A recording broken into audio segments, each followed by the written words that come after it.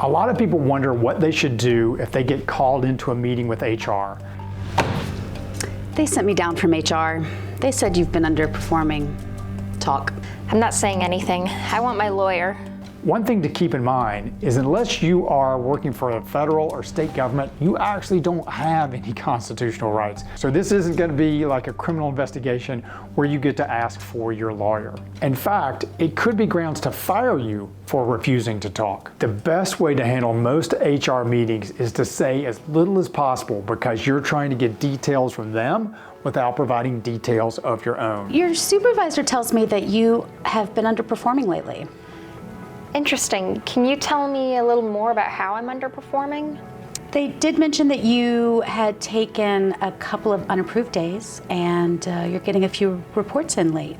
Remember, even if you disagree with what they're saying, and even if they've made this all up and this is completely wrong, you want to avoid getting into an emotional argument with HR because if you're too heated and you say something that's overly aggressive, even if you're right, you could get fired for that. So keep your cool in that meeting no matter what, because you can always follow up later.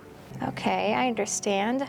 I'll make sure to consider this, but if I want to respond to this after I've had time to think about it, can I do that? Absolutely, and you can follow up in an email with me. Okay, thank you. Now this is a pro move because the employee asked if she could have time to follow up later so she can get out of the room, think about what happened, collect her thoughts. If she has a lawyer, she certainly should be calling her lawyer then or deciding to get one. And then she asked HR if she could follow up. And what did HR do? They opened the door and said, sure, you can follow up later in an email. And remember, in your follow-up response to HR, whenever it occurs, you want to note that you are doing your best to comply with company directives. If there are things they are asking you to do that you can genuinely improve, you want to indicate that you're willing to work on that.